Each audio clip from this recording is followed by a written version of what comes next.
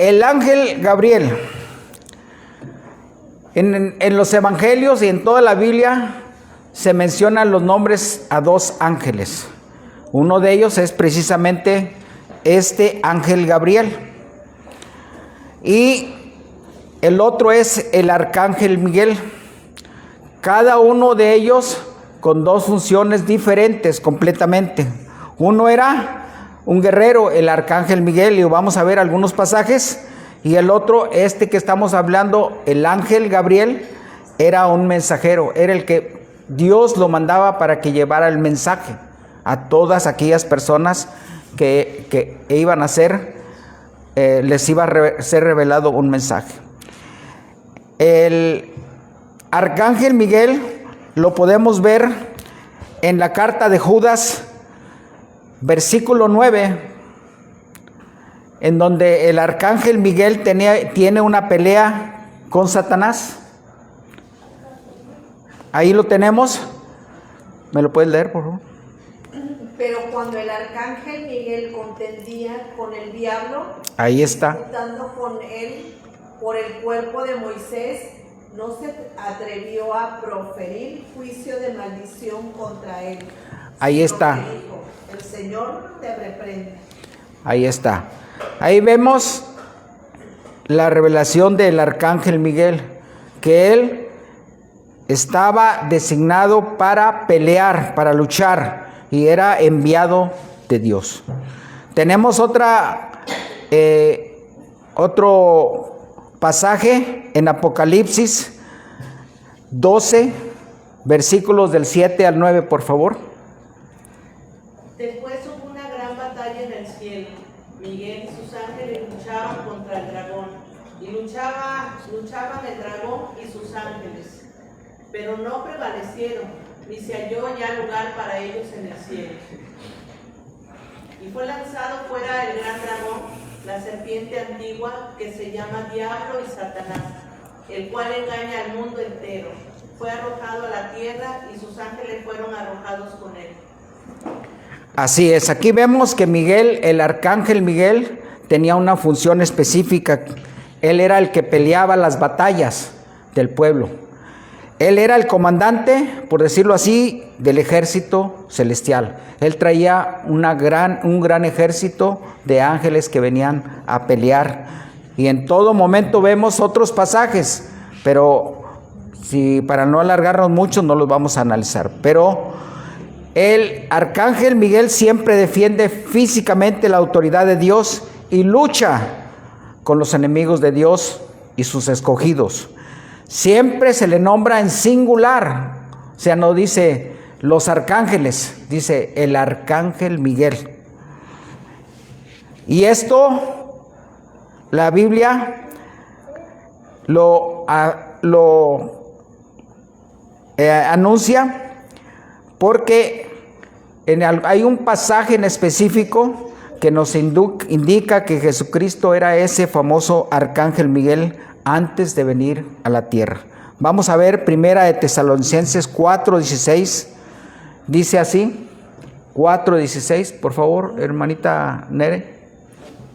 Porque el Señor mismo con voz de mando, con voz de arcángel y con trompeta de Dios, descenderá del cielo, y de los muertos en Cristo resucitarán primero. Ahí dice, Él mismo descenderá del cielo con voz de arcángel en singular. Da a entender que Jesús es Miguel. Y tenemos otros pasajes en Mateo 13:41, por favor. ¿Quién me lo lee? Kenneth, por favor. Espérenme. 13:41. ¿Ahora sí? Enviará al Hijo del Hombre a sus ángeles, y recogerán de su reino a todos los que sirven de tropiezo y a los que hacen iniquidad. Ahí ya se está refiriendo al Hijo del Hombre, que enviará a sus ángeles. Algo similar al arcángel. Así que nos está dando a entender que Jesús, ese era el arcángel Miguel antes de venir a la tierra. Gabriel es representado en su papel de mensajero Y lo vemos aquí en este pasaje de Lucas, en el versículo 11 del capítulo 1, por favor. Lucas 1:11. Lucas 1:11. Y se lo voy a leer. Y se le apareció un ángel del Señor puesto en pie a la derecha del altar del incienso, y se turbó Zacarías al verle y le sobrecogió temor. Así que se le apareció un ángel del Señor. Y en el 19, ahí mismo, respondiendo el ángel le dijo, en el 19, yo soy Gabriel, que estoy delante de Dios, y he sido enviado a hablarte y darte estas buenas nuevas. Así que este ángel Gabriel era el encargado de traer el mensaje. Así que vemos en este pasaje de Lucas cómo en el 6º mes, ¿quién apareció? El ángel Gabriel, a traer un mensaje. Fue enviado por Dios a una ciudad de Galilea llamada Nazaret. Una ciudad galilea de donde eran José y María. ¿Dónde vivían? Ahí vivían, en Nazaret.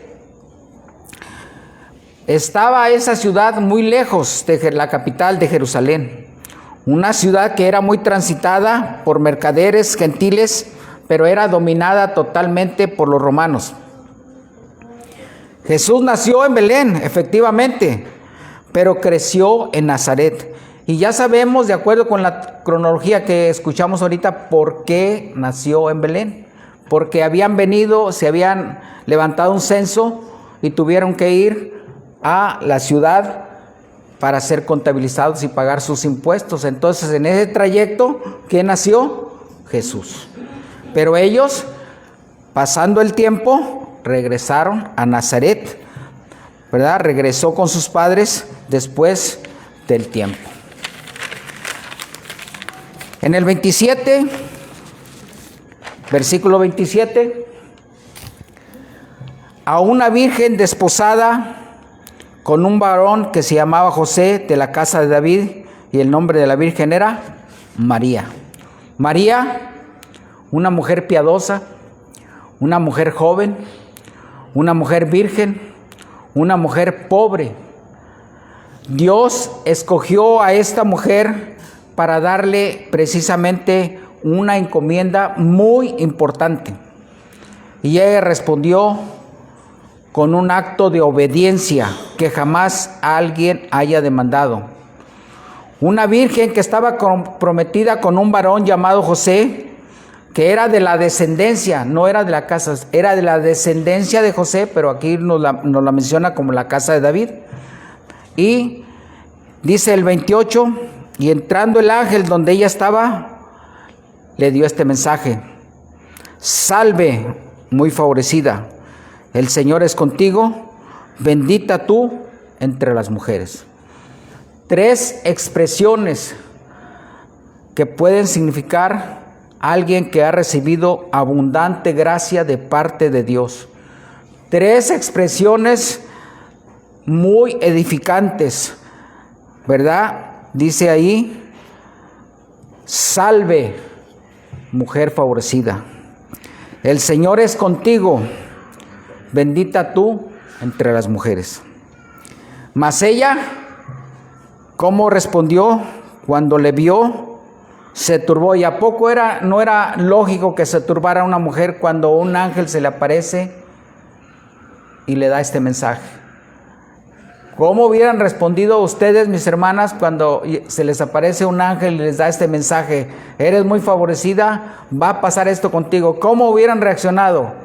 Ahí dice, se turbó por sus palabras, y pensaba ella, ¿qué tipo de salutación es ella? Ella no lo entendía, pero sí se imaginó qué tipo de saludo sería ese. ¿Por qué le manda esas expresiones de mujer, bendita eres entre las mujeres?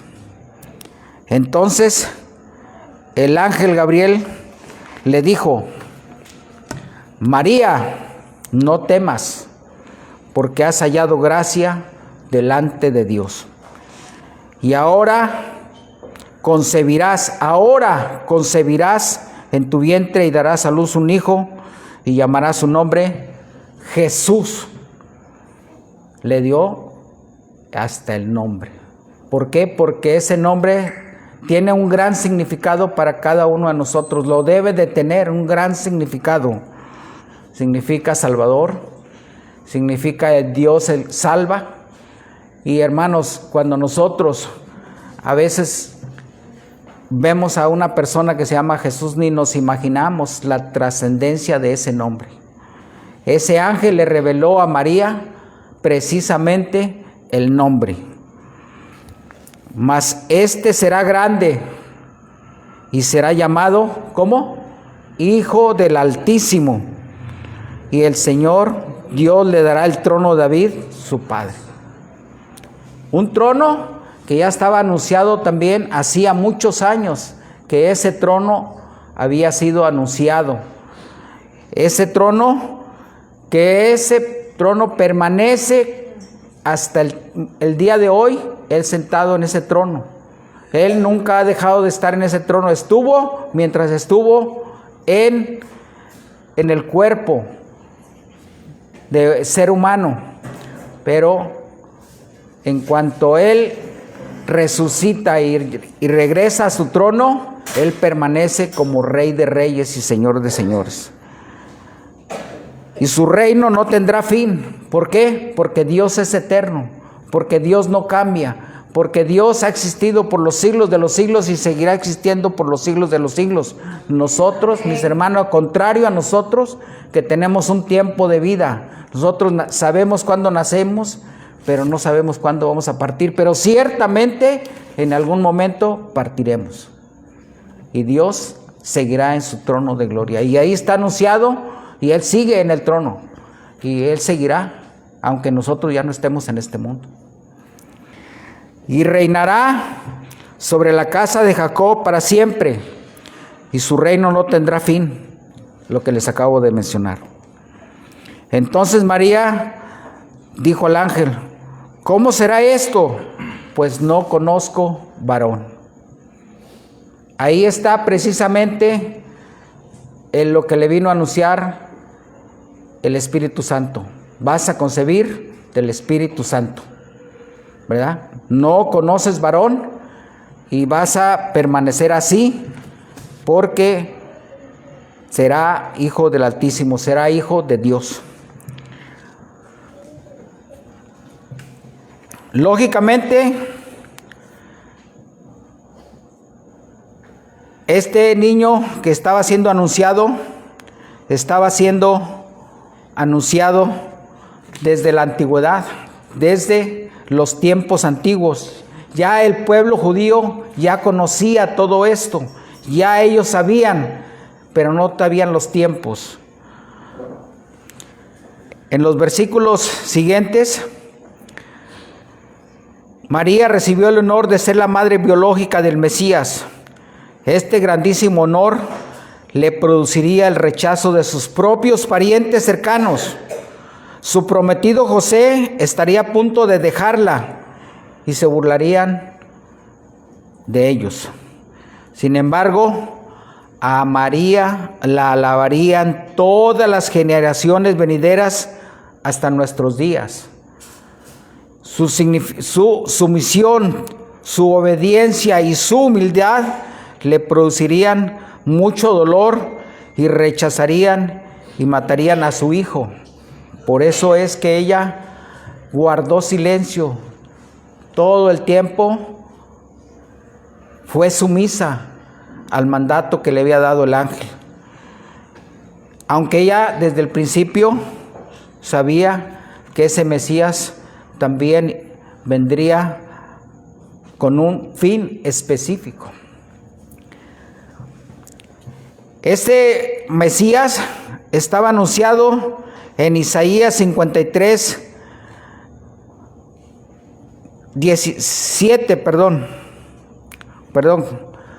53, 47.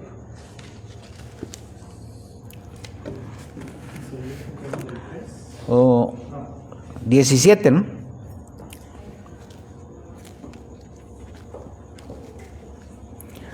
Isaías 53. ¿No?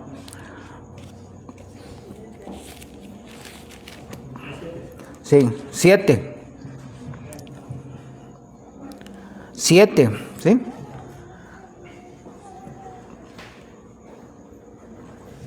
Y angustiado él, ¿me lo puedes leer, mi hermano? Angustiado él y afligido, no abrió su boca. Como cordero fue llevado al matadero, y como oveja delante de sus trasquiladores, enmudeció y no abrió su boca. Y del 11 y el 12 también, por favor. Ahí mismo, 11 y 12. Verá el fruto de la aflicción de su alma y quedará satisfecho. Por su conocimiento justificará mi siervo justo a muchos y llevará las iniquidades de ellos. Por tanto, yo le daré parte con los grandes, y con los fuertes repartirá despojos, por cuanto derramó su vida hasta la muerte y fue contado con los pecadores, habiendo él llevado el pecado de muchos y orado por los transgresores. Ahí vemos que estaba anunciado desde el Antiguo Testamento en el Evangelio, en el libro de Isaías. Estaba profetizado la forma en que iba a llegar el Mesías y el sufrimiento que iba a tener. Pero finalmente iba a llevar el pecado de muchos, orando por los transgresores. Todo eso fue profetizado y ocurrió efectivamente el día de su muerte. Y esa es la gran obra de redención que nosotros, los cristianos, ahora debemos de considerar. Esa es la gran obra de redención que vino a hacer ese niño que nació, anunciado por el ángel Gabriel, y que traería salvación para muchos, no para todos, sino para aquellos que creen. En los versículos de Lucas, volviendo a Lucas 32, 33, 1, 32, 33, será llamado Hijo del Altísimo y su reino no tendrá fin. En el 34, el nacimiento de Jesús de una mujer virgen es un milagro que a muchos les resulta difícil aceptar. Es un milagro que a mucha gente, por eso cuando se les comparte el Evangelio, mucha gente no cree, porque es difícil de aceptar. En el 35 le dice, concebirá. ¿Qué quiere decir concebirá? Dará a luz. Dará a luz por obra del Espíritu Santo, por el cual será llamado Hijo de Dios. Lucas, el escritor de este evangelio, era de profesión médica. Hace rato les dije que él no fue apóstol, no fue llamado por Jesucristo, pero sin embargo, él era de profesión médico y sabía muy bien cómo se forman los bebés, e inclusive también para él sería muy difícil creer en ese nacimiento virginal, como sin duda muchos de nosotros, de los que estamos aquí, lo estamos pensando, que eso es increíble. Sin embargo, aquí en el Evangelio lo escribe Lucas como un hecho. Lucas basó su Evangelio en informes de testigos presenciales.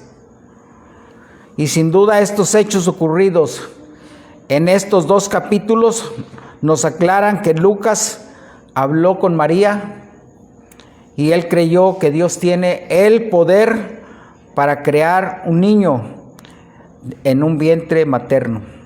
Eso lo debemos de creer porque Dios es el que nos ha creado a nosotros. Aunque es la unión de un hombre con una mujer, pero finalmente Dios es el que nos da la vida. Jesús nació sin pecado. Él entró en el mundo mediante el pecado, entró al mundo por medio de Adán. Jesús nació santo y justo y así murió para que tuviera Él las condiciones de ser nuestro sustituto perfecto y librarnos de las consecuencias de nuestro pecado. porque nosotros ciertamente traemos la herencia del pecado desde aquellos dos primeros seres. Y lograr que seamos aceptados como Dios. En el versículo 38, ya saliéndonos un poquito, una joven soltera al salir encinta se arriesgaba primero a ser apedreada por desobediencia a sus padres. Segundo, si sus padres la rechazaban, se arriesgaba a quedarse sola para toda la vida. Y tercero, se vería forzada a mendigar o a prostituirse en ese tiempo, a fin de sobrevivir. Sin embargo, María dice: hágase conmigo conforme a tu palabra. Y el ángel se fue de su presencia. María, esa pequeña joven, piadosa, virgen y pobre, se sometió. ¿Por qué se sometió? Porque creyó las palabras del ángel, porque traía el mensaje directamente de Dios, y estuvo de acuerdo en tener al bebé. Durante los siguientes días, María debió estarse preguntando si todos estos acontecimientos serían reales. Sin embargo, María visita a Elizabeth, la que iba a traer al mundo a Juan el Bautista, y su fe se reafirmó. Los invito a leer esta porción en donde también a Elizabeth mencionaba esta parte de que iba a tener un hijo.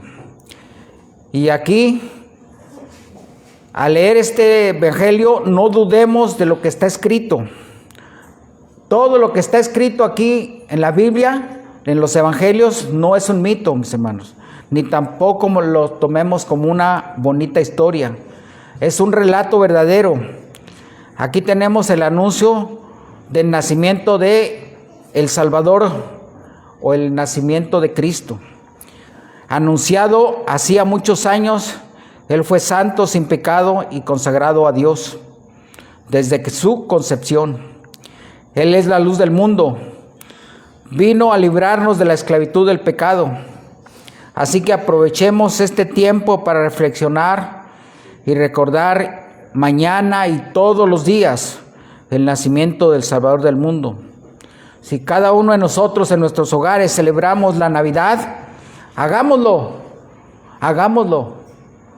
pero no olvidemos el enfoque correcto.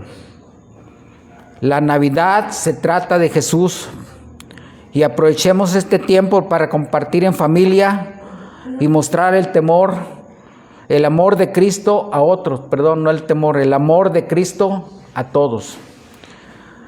Vayamos a leer Juan 3:16, por favor, de 16 al 18, por favor, ahí va a estar en la pantalla, los invito a leerlos todos. Juan 3:16.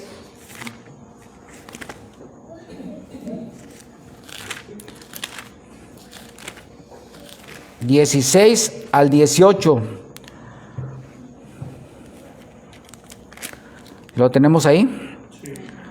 Dice así: porque de tal manera amó Dios al mundo, que ha dado a su Hijo unigénito, para que todo aquel que en Él cree no se pierda, mas tenga vida eterna. Porque no envió Dios a su Hijo al mundo para condenar al mundo, sino para que el mundo sea salvo por Él. El que en Él cree no es condenado, pero el que no cree ya ha sido condenado, porque no ha creído en el nombre del unigénito Hijo de Dios. Así que ahí está la verdadera revelación del Hijo de Dios. ¿A qué vino? A salvarnos del pecado. Pero todo aquel que en Él cree ya ha sido salvo. Pero aquel que por alguna razón no ha creído, ahí está lo que puede pasar con él: la condenación eterna. Gracias a Dios por esta hermoso grupo de personas, de los invitados que acudieron a este llamado. Gracias a Dios para que este mensaje pueda ser y llegar a cada corazón. Cada uno de nosotros, mientras tengamos vida, tenemos la esperanza de poder reconocer a Cristo como nuestro único y suficiente Salvador. Dios tiene el tiempo, Dios tiene el lugar, Dios tiene el mensaje. Porque ciertamente, mientras haya vida hay esperanza. Cuando no haya vida, será demasiado tarde, mis hermanos. Vamos a orar para terminar. Si no hay preguntas, mis hermanos, los invito a orar para darle reverencia a la palabra del Señor. Amén. Bendito Señor, Padre, le agradecemos por su gran amor, por su misericordia, Señor, por haber mandado a su Hijo unigénito, Señor, para que todo aquel que en Él cree no se pierda, mas tenga vida eterna. Gracias, Señor, porque usted es nuestro gran Salvador, porque usted vino a la tierra para darnos esa salvación grande. Señor, le pido que obre en cada corazón de los que están aquí, aún por aquellos que por alguna razón no han creído todavía. Señor, obra en ellos, Señor, y que un día, Señor, los podamos, Señor, también verlos alabando y glorificando tu bendito nombre. Señor, tú que estás en los cielos, en la tierra y en todo lugar, te damos las gracias por permitirnos este tiempo. En el nombre de Cristo te lo pedimos. Amén. Gracias a Dios. Gracias a Dios, mis hermanos, por este momento.